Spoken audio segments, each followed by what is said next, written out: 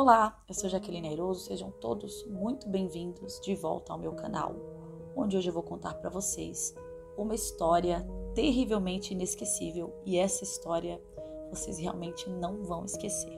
Antes de qualquer coisa, não esqueça já de se inscrever no canal, deixar o seu like e, se possível, um comentário para me ajudar a crescer, já que meu canal é um bebezinho aqui no YouTube. A história que eu lhes conto hoje pode ser especificamente perturbadora por conter crianças envolvidas. A gente sabe que toda vida é preciosa quando se perde, ainda mais em um caso criminal, mas também a gente sabe que é um pouquinho pior quando envolve criança. E nesse caso é mais perturbador ainda porque tem criança cometendo violência e sofrendo violências. Essa história se passou aqui no meu estado, Santa Catarina, na cidade de Blumenau, no bairro Velha Central, lá no ano que já é nostálgico para algumas pessoas, o ano de 2007. A principal pessoa desse relato era um adorável garoto de 12 anos chamado Gabriel Kuhn. Filho de Doroteia e Adelar Kuhn, esse menino, conforme todos dizem, era um garoto muito bom, muito educado, gentil, doce e até mesmo um pouco tímido. Como eu já falei, ele estava com 12 aninhos apenas, uma criança no momento dos fatos. O Gabriel gostava muito de um jogo online, eu acho que é um tipo de RPG, eu realmente não entendo disso, chamado Tibia. Eu só sei que esse jogo é online, é uma comunidade online, você tem amigos, você tem compras dentro do jogo, tem uma moeda dentro do jogo, né, que são os créditos que você pode comprar coisas lá dentro. Não conheço nada sobre isso, então vou me limitar a não falar nada sobre o jogo. A única proximidade que eu tive com esse jogo foi que bem nessa época, no ano de 2007, eu tinha um amigo que era extremamente viciado nesse jogo e ele ficava o dia inteiro trancado no quarto, na frente do computador, jogando. É o mais próximo que eu cheguei de Tibia. Como o Gabriel jogava bastante, né, era um usuário assíduo, assim como eu tenho certeza que era uma febre nacional e mundial naquela época, ele chegou a pegar um dinheiro emprestado dentro do jogo, eram os créditos do jogo. Ele emprestou de um menino ali 20 mil créditos e ficou ali com essa dívida. Quem que era esse outro menino que ele pegou o dinheiro emprestado? Era um outro garoto que morava ali próximo ao Gabriel, ali na mesma rua, no mesmo bairro. Era um menino que tinha o mesmo interesse no jogo, né? E eles que eram grandes amigos, mas se aproximaram, viraram amigos meio que sem querer por causa do jogo. Só que esse menino, ele era bem mais velho. No caso, o Gabriel estava com 12 e ele estava com 16 anos. Isso é super comum, né? Até hoje, sempre foi, sempre vai ser. Meninos se juntando para jogar um videogame ou um jogo online, hoje em dia seria Roblox, enfim, isso sempre aconteceu, eu acredito que sempre vai acontecer. Só que esse outro menino que lhe emprestou os 20 mil créditos para o Gabriel, ele era, além de ser mais velho, ele não tinha uma personalidade dócil como o Gabriel, ele era um guri mais revoltado, mais rebelde, mais nervoso. Tinha um comportamento de fato violento, problemático. Toda a vizinhança ali em que essas famílias moravam sabiam do comportamento desse menino. Embora, posteriormente, depois de todos os fatos terem acontecido, a família do Daniel Petri, chegou a dizer que ele não era rebelde, mas não tinha como negar. Ele era sim rebelde e a própria prova disso é que a família tentou várias vezes realizar interferências com profissionais de psicologia, de psiquiatria, só que não conseguiam dar andamento porque o próprio Daniel Petri não comparecia nas consultas, não realizava as terapias, ele sempre abandonava, sempre largava e por isso acabou nunca dando certo. Tem esse clichê, né, do adolescente problemático, rebelde sem causa, que é bastante comum. Só que pelo fato de ser comum, não significa que seja normal. Não é normal uma pessoa ficar super revoltada, agressiva e violenta da adolescência. Essa situação merece a sua devida atenção. Eu já trabalhei com adolescentes, e eu sei que esse tipo de comportamento, como esse menino apresentava, merecia ter ganhado uma atenção. Talvez evitaria que essa tragédia tão terrível tivesse acontecido. Chegamos então no terrível e fatídico dia, que foi o dia 23 de julho do ano de 2007. O Gabriel estava sozinho com o Daniel, ele estava jogando na casa do Daniel. O Gabriel estava lá porque o irmão dele tinha uma consulta no dentista naquela manhã. E depois que o irmão voltasse do dentista, ia passar lá para buscar ele. Mas ele ia passar amanhã na casa do amigo. Essa situação das crianças estarem sozinhas não era preocupante na época, porque o bairro era bom, era um bairro seguro, era uma rua onde as pessoas se conheciam, as crianças se conheciam, muitas tinham crescido juntos, então Essa situação era para ter sido tudo certo, pelo menos era o que todo mundo pensava, né? Ninguém sabia que tinha um monstro ali naquele bairro. Tem um momento em que o Daniel Petri liga para sua mãe e pergunta que horas que ela ia chegar em casa. Ok, após isso, a gente volta lá para aquela situação onde o Gabriel tinha pegado 20 mil créditos emprestados no jogo do Daniel Petri e o Daniel vinha cobrando ele já online e ele não tinha como pagar o Daniel. Então, essa situação acabou ficando um pouco tensa, porque foi justamente nesse dia que o Daniel resolveu ir pessoalmente cobrar o Gabriel e as coisas ali desandaram de um jeito muito, muito feio. Só que essa situação não se engane, tá? Não é tão raso, não é apenas os 20 mil créditos, tem muito mais coisa por trás dessa tragédia, né? E eu já vou falar tudo para vocês. Agora eu vou começar a descrever o momento em que tudo aconteceu e é bastante perturbador e bastante triste, então eu recomendo que quem não esteja com a mente boa para ver essas coisas, adiante o vídeo ou saia do vídeo. Eles entram então em um confronto físico, no momento que o Daniel Petri vai cobrar o Gabriel Kuhn. O Daniel, que tinha 16 anos, era 4 anos mais velho e, portanto, maior, ele empurra o Gabriel e o Gabriel, nesse momento, fica desacordado, inconsciente. O que o Daniel faz com ele nesse momento? Violenta o corpo do Gabriel sexualmente. Então, ele empurra e ataca o Gabriel e comete abuso sexual contra o menino. Passado algum tempo depois, o Gabriel, que estava vivo, desperta dessa inconsciência, desse desmaio que ele estava, e ele começa a falar para o Daniel que ia sair dali e que ia contar para os pais, que ia contar para todo mundo o que ele tinha feito, porque era uma coisa gravíssima. Nesse momento, o Daniel entra em pânico e ataca novamente o Gabriel, dessa vez estrangulando ele. E ele, pela segunda vez, fica desacordado.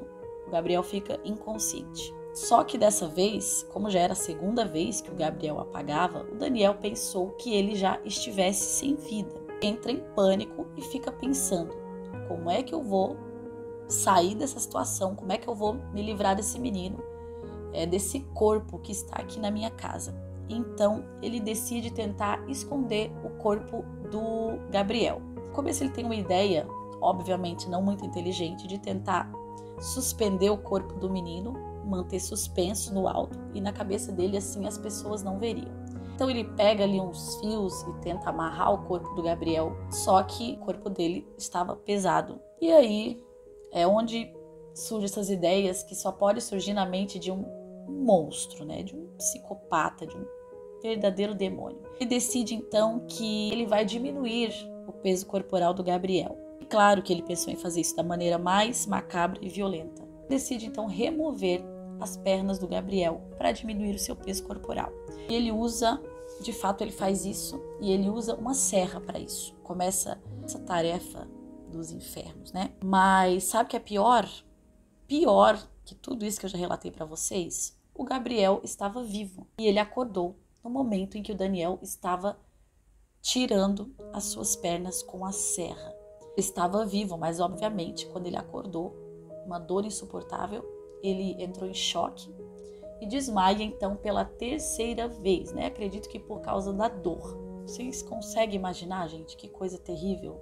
O que pode ter se passado na cabeça desse menino, dessa coisa, desse pesadelo, gente? Isso é pior que a morte. Eu sempre falo aqui no canal, tem muitas coisas que são muito piores que a morte.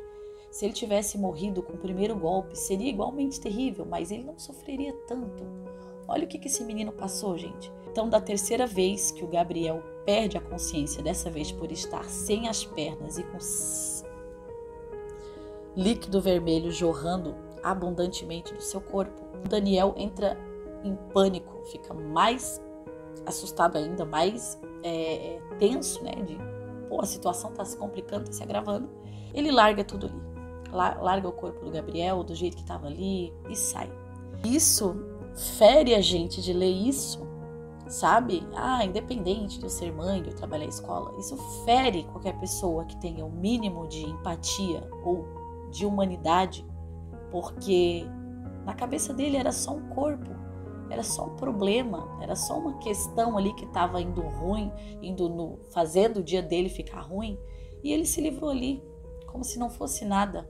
Uma criança de 12 anos, um filho, um irmão de alguém. Quando foi mais ou menos meio-dia, o Guilherme, que tinha 16 anos, irmão do Gabriel Kuhn, chega em casa e aí a porta tá trancada. Então ele já sabia que o Gabriel estava na casa do vizinho. E ele chega lá na casa do vizinho para procurar o irmão. E sim, gente, ele encontra o corpo do irmão naquele estado terrível, faltando as pernas. Ele grita, se apavora. As autoridades são acionadas.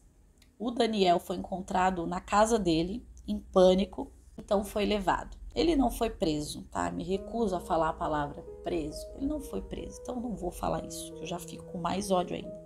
Por mais chocante que seja esse caso, né? Super sanguinário, super carniceiro, esse caso não teve muita cobertura na mídia. Mas o que se falou na época, em fóruns da internet, eram os 2 meninos do Tíbia, por causa dos 20 mil créditos, mas não foi só isso, tá? Eu vou contar para vocês que a delegada que conduziu o caso já desvendou isso nos primeiros minutos em que ela entrou na cena do crime. A delegada da época, Rose Serafim, ela desconfiou que a motivação pudesse ser só os 20 mil créditos. Não era para tanto, gente, não era para tanto. E assim que ela entrou no quarto do Daniel, do criminoso, ela percebeu que a cama estava bagunçada, como alguém que tinha usado aquela cama para vocês sabem o quê. É terrível, né, a gente pensar em mais esse detalhe, que apesar de toda a agressão, toda a violência, ainda mais isso, gente, mais isso. Por isso que eu falo que esse guri é um monstro. Nossa, meu Deus. Ela percebeu na hora, a delegada, que o Daniel violentou sexualmente o Gabriel. E aí ela pensou, essa era a motivação. Talvez uma questão de sexualidade reprimida por parte do Daniel, talvez ele tivesse uma paixão pelo menino, talvez ele fosse um potencial pedófilo, né? Porque ele tinha 16 anos e o menino tinha 12. Então, por mais que ambos sejam considerados crianças iguais, a gente sabe que não são iguais, né? São idade diferente, é uma maldade diferente, ainda mais no caso desse menino Daniel Petri. Isso que ela pensou mudava totalmente a situação, entendeu? Não era mais assim, 2 crianças que brigaram e no calor do momento o Daniel cometeu uma besteira. Não. Quando é um crime assim, com esse nível de violência, de crueldade, de carnificina, seguido de abuso sexual, a coisa muda muito, vira uma história totalmente diferente. É igual quando é diferente quando você, uma legítima defesa, tipo, se o Daniel tivesse se descontrolado, estrangulou o Gabriel e depois ele se arrependesse, pedisse ajuda, fizesse alguma coisa. Não. Vocês viram que foi bem mais longe, que o buraco era bem mais embaixo que isso. E realmente a perícia confirmou as suspeitas da delegada. O Daniel abusou do Gabriel vivo, na primeira vez que ele ficou desacordado, mas ele ainda estava vivo. E o Daniel abusou do Gabriel quando ele já estava morto. Então, assim, olha o nível de depravação. Meu Deus, gente, isso não é um ser humano.